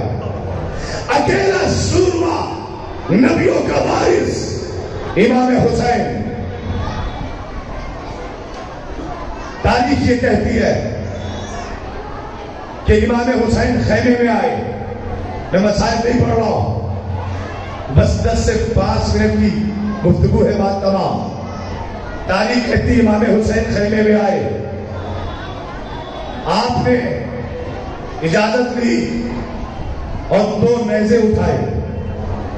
2 نیزے لے کر خیمے سے باہر, جناب زینب کا خیمہ جہاں پر تھا اس سے چند قدم ناپ کر میرا مولا آگے بڑھا, اور بڑھنے کے بعد آپ نے نیزہ نصب کر دیا, نیزہ زمین بگاڑ دیا. ابو تراب کے ڈال لے, تراب پر نیزہ نصب کر دیا. فرمایا بہن زینب, جسے بھی حسین کی جنگ دیکھ رہا ہو وہ نیزے کے اس بار رہے گا, نیزے کے اس بار نہ آنے پائے. جسے بھی حسین کا حملہ دیکھ رہا ہو وہ نیزے کے اس بار رہے گا. امام نے نیزہ نصب کیا, دوسرا نیزہ حسین کے ہاتھوں میں, ذوالفقار حیدری ہاتھوں میں. اب اس گھوڑے پر میرا مولا بیٹھا جسے ذوالجنا کہا جاتا ہے. کیا سن رہے ہیں آپ؟ جسے ذوالجنا کہا جاتا ہے. بھائی ذوالجنا کیوں کہا گیا؟ تاریخ لکھتی ہے کہ حسین ذوالفقار حیدری لے کر, ایک ہاتھ میں نیزہ لے کر اس گھوڑے پر سوار ہوئے جس کا نام ذوالجنا تھا. تو لوگوں نے بیٹھتے ہوئے دیکھا, لیکن 12 میل لمحوں میں حسین پہنچ گئے. اللہ اکبر. 12 میل کا سفر اسی گھوڑے سے جس کی صفت ہے ذوالجنا, اتنی رفتار سے دوڑتا تھا کہ اسے 2 پر والا کہا جاتا تھا, اسے ذوالجنا کہا جاتا تھا. میرے مولا نے اس ذوالجنا نامی گھوڑے پر بیٹھ کر اپنا سفر کا آغاز کیا, اور اتنی رفتار سے میرا مولا لشکر یزیدی پہ حملہ کرتے ہوئے بڑھا, اتنی رفتار سے بڑھا کہ 12 میل کم آ گئی, کسی کو پتہ نہیں چلا. لیکن فوج یزیدی میں یلغار پر یلغار کرتے گئے, حملے پہ حملہ کرتے گئے. فوج یزیدی بھاگتی گئی, حسین بھگاتے چلے گئے, فوج بھاگتی چلی گئی, حسین بھگاتے چلے گئے. اب تاریخ کا جملہ یہ ہے, بھیا جسے لائٹ لگانی ہے وہ لگا لے گا, جسے مائک بنانا ہے وہ بنا لے گا. میرا اور آپ کا جو کام ہے وہ کرنا ضروری ہے. صلوات بھیجے محمد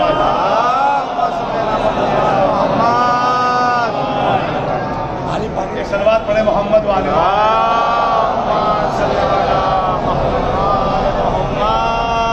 ایک اور صلوات پڑھے محمد والے محمد کا. 12 میل کب حسین پہنچے کسی کو خبر نہیں, لیکن اتنا سب لوگوں نے دیکھا کہ فوجیں بھاگتی رہی, حسین دوڑاتے رہے, فوجیں بھاگتی رہی, حسین بڑھاتے رہے. اور بھاگتے بھاگتے نوبت یہ آئی کہ یزید کے لشکر کو کوفے کی دیوار دکھائی دینے لگی. اللہ اکبر. کوفے کی دیوار دکھائی دینے لگی. اچھا, کوفے میں داخل ہونے کے لیے ایک دروازہ ہے نا, جب گیدرنگ زیادہ ہو, مجمع زیادہ ہو اور دروازہ ایک ہو تو پھر حالت کیا ہوتی ہے؟ ایک کے اوپر ایک چڑھنے لگتے ہیں نا, ایک کے اوپر ایک آ جاتے ہیں نا. اب تاریخ یہ کہتی ہے کہ جب امام حسین حملہ کر رہے تھے, امام حسین لشکر والوں کو حملہ ور تھے, تو اب یہ ایسے ہی بھاگے. اب یہ کوفے میں چھپ کر پناہ لینا چاہتے تھے, لیکن چونکہ تعداد زیادہ تھی نا تو اپنے ہی سپاہی اپنے آپ اپنے اوپر گر رہے تھے. کسی کا گھوڑا کسی کے گھوڑے پر چلا جا رہا تھا, کوئی سپاہی کسی سپاہی پر گرا جا رہا تھا, کسی کا نیزہ کسی کے نیزے پہ گر رہا تھا, کسی کی تلوار پر گر رہی تھی. لیکن حسین کا مقابلہ کرنے کے لیے کوئی سامنے نہیں آتا, حسین کا مقابلہ کرنے کے لیے کوئی مد مقابل نہیں آتا. 12 امیر فوج یزیدی کو دوڑانے کے بعد دارالامارہ کی دیواروں سے ٹکرانے کے بعد میرے آقا نے جو ایک نیزہ ہاتھ میں تھا نا 12 میل پر جا کر وہ نیزہ پھر گاڑا. حسین نے اس نیزے کو زمین پر نصب کیا. اس نیزے سے اس نیزے کی طرف دیکھا جو خیمہ زینب کے آگے گاڑا تھا. 12 میل دور سے حسین ابن علی نے ایک نیزے سے دوسرے نیزے کی طرف دیکھا. بھائی تعجب نہ کرنا، امام 12 میل تک نہیں 70 نسلیں دیکھ لیتا ہے. ہائے ہائے ہائے، یہ 12 میل کیا ہے؟ جس کے ذوالفقار کی خاصیت یہ ہو کہ وہ 70 نسلیں دیکھ کر سر کاٹتی ہو، تو اس کا بیٹا 12 میل کیا، وہ زمین پہ بیٹھ کر آسمان بھی دیکھے گا، جنت بھی دیکھے گا، مقدر بھی دیکھے گا، تقدیر بھی بنائے گا، تقسیم بھی کرے گا. لہذا آقا حسین نے دیکھا اب اس نیزے سے اس نیزے کے درمیان کوئی ایک بھی سپاہی نہیں، کوئی ایک بھی لڑنے والا نہیں، کوئی ایک بھی تلوار چلانے والا نہیں، کوئی ایک بھی نیزہ چلانے والا نہیں. میدان صاف ہے. میدان کس کا ہے؟ حسین کا. زمین کس کی ہے؟ حسین کی. اب سمجھ میں آیا 4.5 مربع میل امام حسین نے زمین کیوں لی تھی؟ تاکہ عاشور کے دن حسین دکھا سکے حسین مجبور انسان کا نام نہیں، بہادر انسان کا نام ہے. اللہ اکبر، بہادر انسان کا نام ہے. اچھا تھا جب فوجیں کوفے کی دیوار سے ٹکرا گئی نا تو لوگ آپس میں پوچھنے لگے یہ کون ہے، یہ کون ہے؟ کیا عباس آ گئے؟ کیا عباس آ گئے؟ ہم نے تو سنا تھا عباس دریا پر مارے گئے. تو جاننے والوں نے بتایا کہ عباس نہیں ہے، یہ عباس کے بڑے بھائی حسین ہے. کیا سن رہے ہیں؟ یہ عباس کے بڑے بھائی حسین. اب جیسے ہی عباس کے بڑے بھائی حسین کا نام سننا تھا، جو بچی کچی جان جسموں میں باقی تھی نا فنا ہونے لگی. بھائی جب چھوٹے بھائی کا کمال یہ تھا تو پھر بڑے بھائی کا کمال. اللہ اللہ، کیا ہوگا کمال؟ اچھا پھر امام حسین علی مقام بیچوں بیچ میدان میں آئے اور فرماتے ہیں لعینوں، اے یزید کے کارندوں، میں سخی ابن سخی حسین ابن علی تمہیں موقع دے رہا ہوں. چاہو تو اکیلے اکیلے آ کر مقابلہ کرو، یا چاہو تو جھنڈ بنا کر گیدڑوں کی طرح آؤ.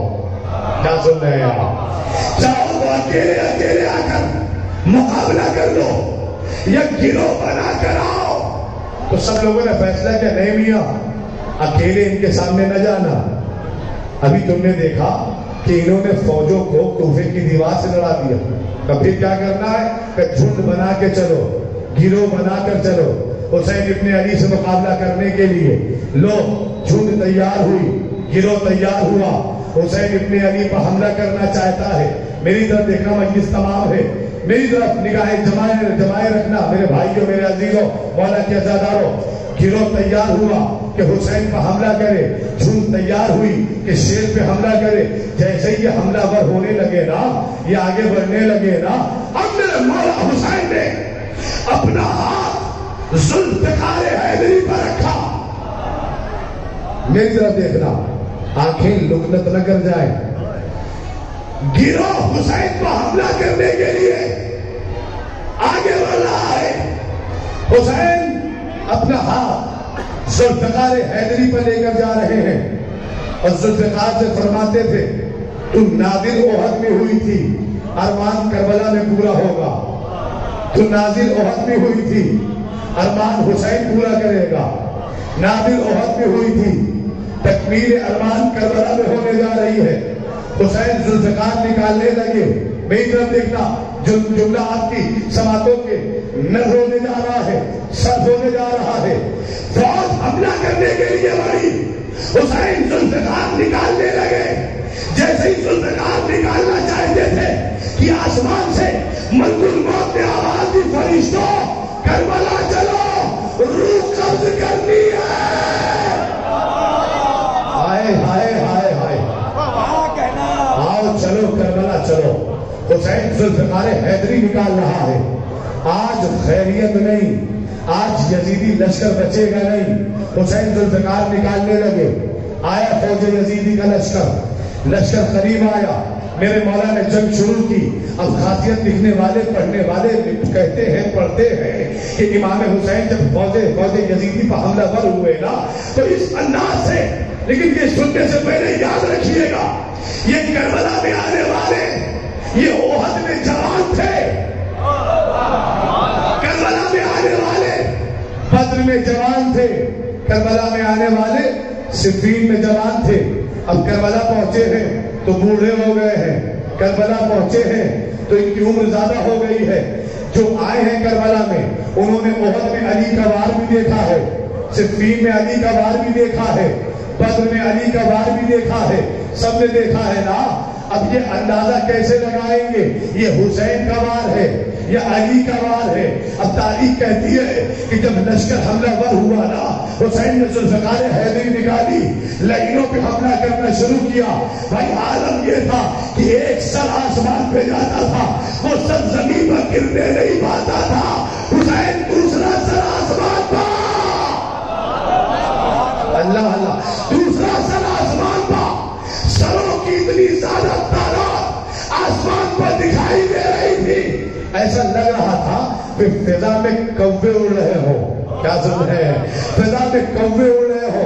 سر ہی سر دکھائی دے رہے تھے, سر ہی سر دکھائی دے رہے تھے کہ اچانک ملک الموت ذوالفقار سے آ کر گویا ہوا کہ ملک الموت کہتا ذوالفقار ذرا سا آرام کر لے, ذرا سا ٹھہر جا, اپنی رفتار میں کمی لے آ, اپنی رفتار میں کمی کر لے, اسپیڈ کم کر, رفتار کم کر. ذوالفقار نے آنکھوں میں آنکھیں ڈال کر دیکھا, ملک الموت واپس چلا جا, آج حسین ابن علی کے ہاتھ میں آئی ہو, آج رفتار کم نہیں ہوگی, آج تو ارمان ذوالفقار نکلے گا.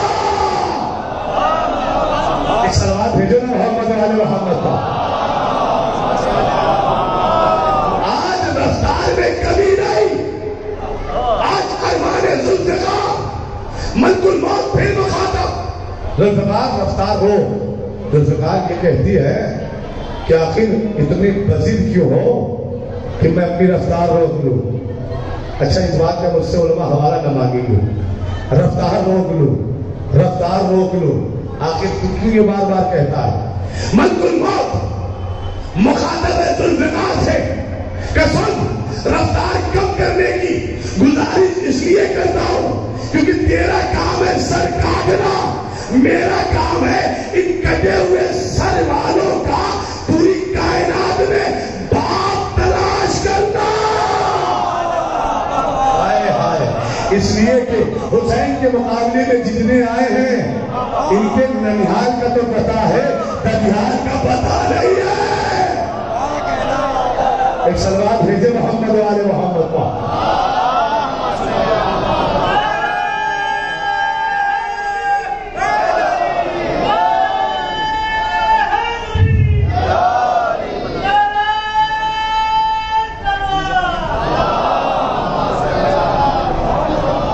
ایک اور سلوات پڑھ لے مل جل کر محمد والے محمد. ہاں, حسین کے مقابلے میں جتنے آئے ہیں ان کے ننیحال کی جو خبر ہے, ان کے ددیال کا پتہ نہیں ہے, لیکن میرا مولا حسین حملے پہ حملہ کرتا جا رہا ہے, سروں پر سر اڑ رہے ہیں. ایک وقت وہ بھی آیا کہ جب سب کے زباں پر صرف اور صرف ایک کلمہ الحفیظ الامان, وہ کہنے لگے حسین تمہیں عباس کا واسطہ ہمیں معاف کر دو, تمہیں علی اکبر کا واسطہ ہمیں معاف کر دو, تمہیں 6 ماہ کی جان علی اصغر کا واسطہ ہمیں معاف کر دو, تمہیں قاسم کے ٹکڑوں کا واسطہ ہمیں معاف کر دو, تمہیں محمد اور علی اکبر کا واسطہ ہمیں معاف کر دو. امام نے فوج یزیدی کی طرف دیکھا اور فرمانے لگے لائنوں, اب تم ان کا واسطہ دے کر ہم سے بچنا چاہتے ہو؟ کیا تمہیں پتا نہیں کہ حسین اور محمد سے کتنی محبت کرتے تھے؟ کیا تمہیں پتا نہیں کہ حسین قاسم سے کتنی محبت کرتے تھے؟ کیا تمہیں پتا نہیں ہے کہ حسین اپنے 18 سال کے کڑیا جوان بیٹے سے کتنی محبت کرتے تھے؟ کیا تمہیں پتا نہیں ہے کہ حسین کو اپنے بھائی عباس سے کتنی محبت تھی؟ تم نے اس کے بازو کاٹ ڈالے، تم نے علی اکبر کے سینے میں برچی ماری، تم نے اولا محمد کو زخمی کر دیا، زمین پر گرا دیا، تم نے میرے قاسم کے لال قاسم کے جسم کے ٹکڑے ٹکڑے کر ڈالے، تب تمہیں رحم نہیں آیا۔ آج تم انہی کا نام لے کر حسین سے الحفیظ الامان کی صدا بلند کرتے ہو۔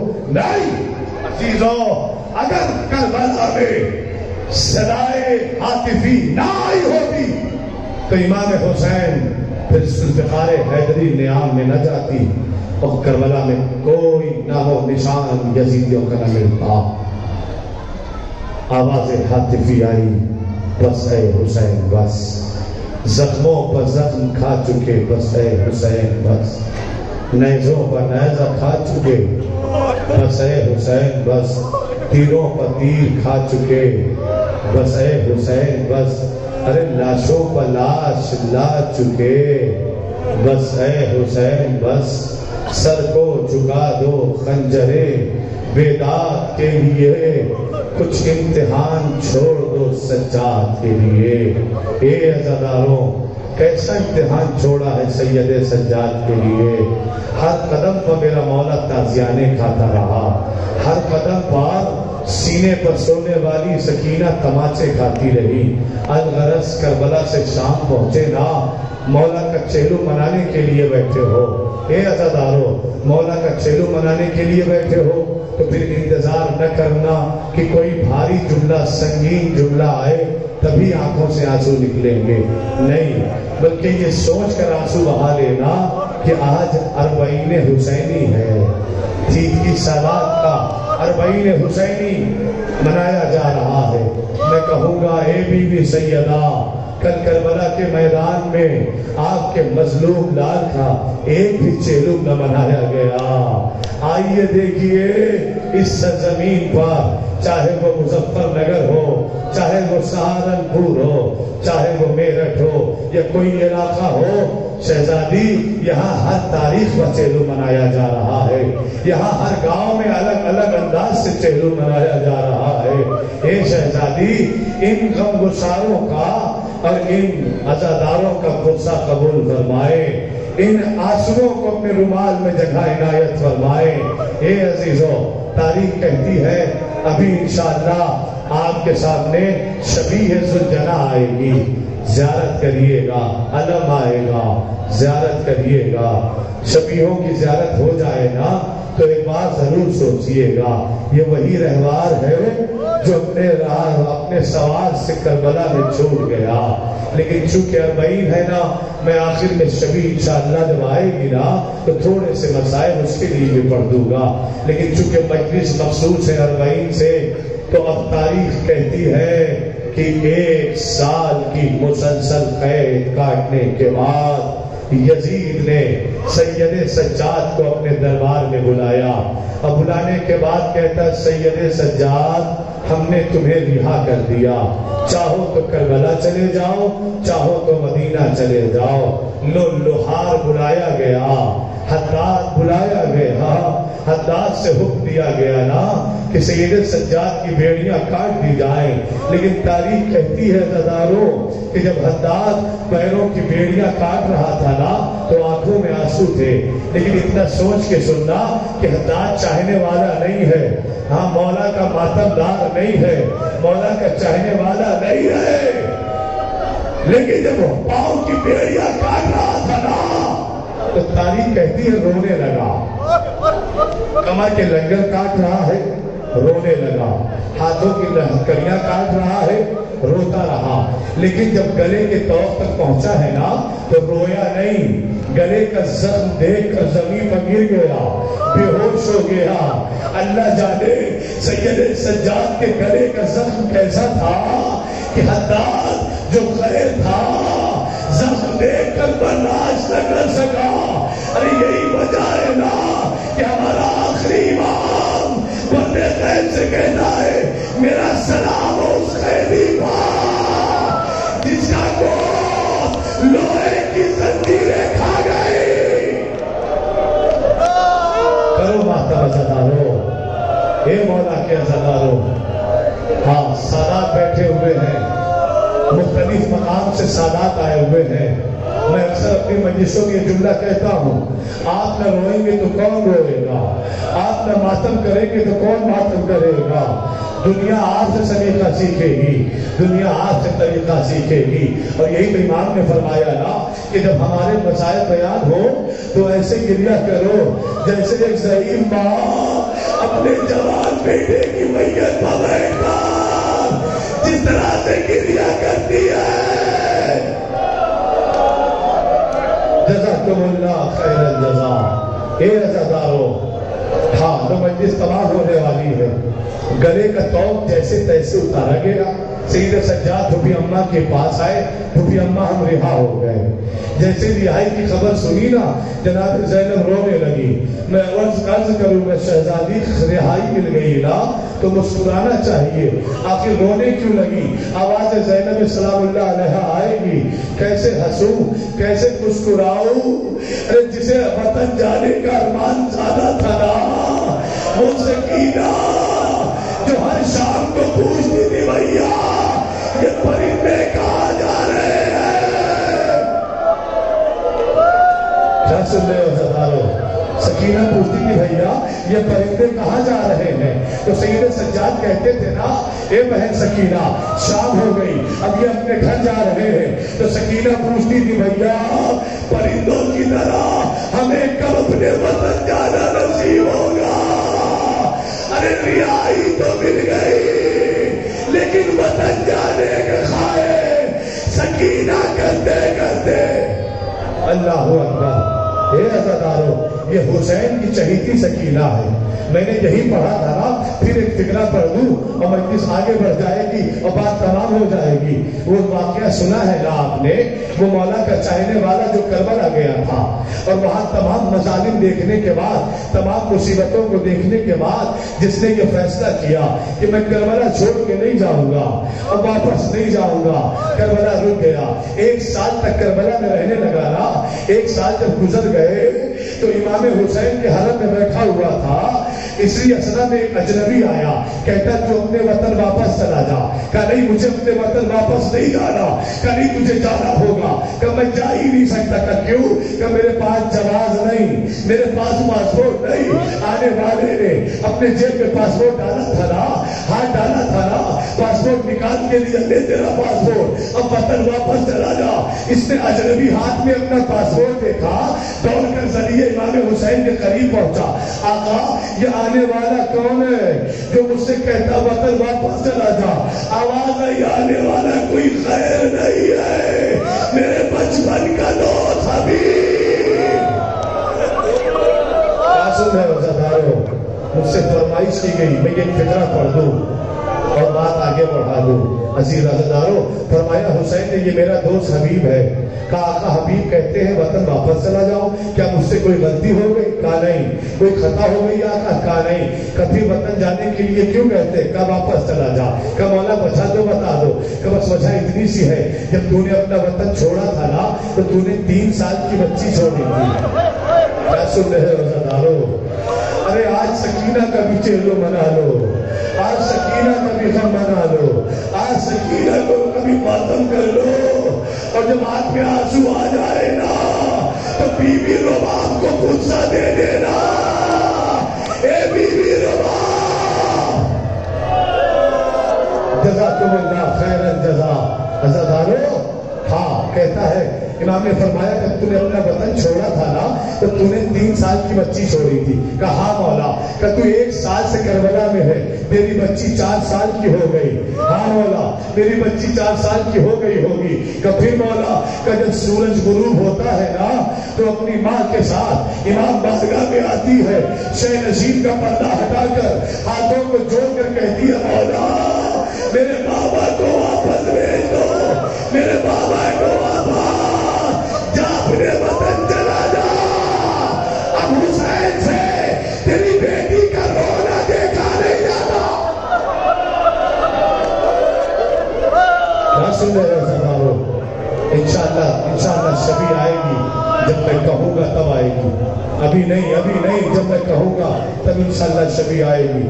ہاں امام نے کیا فرمایا کہ جب واپس چلا جا تیری بیٹی کا رونا نہیں دیکھا جاتا. میں ہاتھوں کو جوڑ کر کہوں آقا حسین شام غریبہ سے لے کر 11 محرم تک، 11 محرم سے کوفے سے شام تک جب جب سکینہ کو تماچے لگے نا تو سکینہ ہائے بابا ہائے بابا ہائے بابا کہتی رہی نا. لو زندان میں گزر گئی سکینہ لیکن بابا سے ملاقات نہ ہو پائی. اے میرے آقا ارے دوسروں کی بیٹیوں کا اتنا خیال، ارے نواب کی بیٹی کو تماچے. جزاکم اللہ. لو آگے سید سجاد بھی اماں ہم رہا ہو گئے. ٹھیک ہے میرے لال. سر آئے، چادریں آئی. ایک چھوٹی سی چادر آئی نا اس کا لینے والا کوئی نہیں تھا. تاریخ کہتی ہے کہ ایک چھوٹی سی چادر ہے اور دو چھوٹی چھوٹی بالیاں. عزادارو دو چھوٹی چھوٹی بالیاں. میں دو فکرے اس سے پڑھے نہیں جاتے، میں دو فکرے میں مصائب کے آپ کے سامنے پڑھنے جا رہا ہوں. مجھے نہیں پتا، اتنا تو یقین ہے نا کہ صاحبان اولاد بیٹھے ہو، صاحبان اولاد بیٹھے ہو. ایک چھوٹی سی چادر اور دو چھوٹی چھوٹی بالیاں لا کر لانے والے نے رکھ دی. ان کا لینے والا کوئی نہیں. جناب زینب آگے بڑھی، بڑھنے کے بعد چادر کو اٹھایا، بالیوں کو اٹھایا اور زندان کے ایک کونے میں پہنچی. ایک چھوٹی سی تربت تھی، ایک چھوٹی سی تربت تھی. چادر تربت پر اوڑھا دیا، بالیاں تربت پر رکھ دی. چادر اڑانے کے بعد زینب فرماتی ہے سکینہ اے سکینہ اے بی بی، ارے پردے کا بڑا خیال تھا نا، لے سکینہ تیری تو بھی تیری چادر لے آئی. کیا سن رہے ہو عزادارو؟ اب رہائی کا وقت آیا. 1 منٹ کس جو جنا آ جائے گا. رہائی کا وقت آیا نا. تمام بیبیاں الوداع سکینہ الوداع سکینہ الوداع سکینہ سب چلے گئے نا. سید سجاد آئے، بہن کی قبر پر بیٹھ گئے، ہاتھ رکھا. بہن روز پوچھتی تھی نا وطن کب جائیں گے. چلو سکینہ وطن چلے، چلو سکینہ وطن چلے. کوئی آواز نہیں آئی. سید سجاد نے ہاتھوں کو جوڑا. اے بہن سکینہ، غریب بھائی آواز دے رہا ہے، وطن نہ چلو گی. غریب بھائی آواز دے رہا ہے، جواب نہ دو گی. قسم سکینہ کی قبر لرزنے لگی اور لرزتی ہوئی قبر سے آواز آئی، اے بھیا سید سجاد اپنے آپ کو غریب نہ کہو. غریب سکینہ ہے جسے وطن جانا نصیب نہ ہوا. کرو ماتم، کرو ماتم. شرما ہو نہیں، شرما ہو نہیں، کرو ماتم. اچھا قافلہ روانہ ہوا، کربلا آیا. تمام بیویاں قبر حسین پہ آ رہی ہیں، قبر حسین پہ آ رہی ہیں تمام بیویاں. اے عزادارو بس آخری فکر اصل جنا آنے والا ہے. تمام بیویاں قبر حسین پہ آ گئی نا. اب قبر حسین سے مدینہ جانے کے لیے تیار، لیکن ایک بیوی ہے جو حسین کی قبر چھوڑنے کو تیار نہیں ہے. جناب زینب آگے بڑھی. بھابی رباب کیا وطن مدینے نہیں جاؤ گی؟ جناب رباب کے ہاتھوں کو جوڑا. نہیں، مجھے وطن نہیں جانا. کیوں بھابی؟ تو رباب کہتی ہے زینب انصاف سے بتاؤ کہ جب تم مدینے جاؤ گی نا تو کم سے کم استقبال کے لیے عبداللہ تو ہے نا، استقبال کے لیے عبداللہ تو ملیں گے نا. زینب بتاؤ کہ میرے پاس کیا بچا؟ ارے میرا سوال کربلا میں اللہ نے وہ بچے دیے تھے، ایک کربلا میں چھوٹ گیا، ایک زندان میں چھوٹ گیا. اللہ اللہ بس بس بس بس بات تمام ہے. ہاں جناب رباب کو بھی پرسہ دینا ہے، بی بی فاطمہ کو بھی پرسہ دینا ہے. ہاں حسین کی تربت سے لپٹ گئے نا، تمام افراد حسین کی تربت سے لپٹ گئے، سب کہنے لگے بھیا حسین، زینب کہنے لگی بھیا حسین خدا حافظ، حیات رہی تو بہن پھر قبر پہ آئے گی، تمام بیویاں رخصت ہونے لگی نا، یہ کس کی تربت ہے؟ کہ یہ حسین کی تربت ہے، جسے سیدہ نے چکی چلا چلا کے پالا تھا، جسے سیدہ نے چکی چلا چلا کے پالا تھا، ارے جس کے لیے اللہ کی نبی کی بیٹی کربلا میں ایک نصیب میں بیٹھ کر اپنے بالوں کو کھول کر کہہ رہی تھی میرے لال حسین، میں نے تیرا مقتل بالوں سے صاف کیا ہے۔ ہاں عزادارو، یہ اسی حسین کا زلزلہ آنے والا ہے۔ جب زلزلہ نے دیکھا نا کہ میرا سوار اب مجھ پہ رک نہیں پاتا، ادھر بھی نہیں پاتا، تو زلزلہ نے اپنی خلاف عادت کام کیا، اپنا پیٹ شکم زمین پہ لگا دیا تاکہ میرا سوار زمین پہ آرام سے اتر آئے، لیکن اللہ اکبر، امام حسین علی مقام زیز زمین پر نہیں آئے، تیروں کو معلق ہو گئے نا۔ زلزلہ نے بہت چاہا کہ سوار پھر مجھ پر سوار ہو جائے تو میں خیمے تک لے جاؤں، پھر سوار ہو جائے تو خیمے تک لے جاؤں، لیکن عزادارو جب زلزلہ مایوس ہو گیا نا کہ میرا سوار مجھ پر سوار نہیں ہو سکتا، اسی اثنا میں دیکھا کہ شبر ملعون آ رہا ہے، وہ حسین کے سر و تن میں جدائی کرنے لگا۔ زلزلہ نے حسین کے خون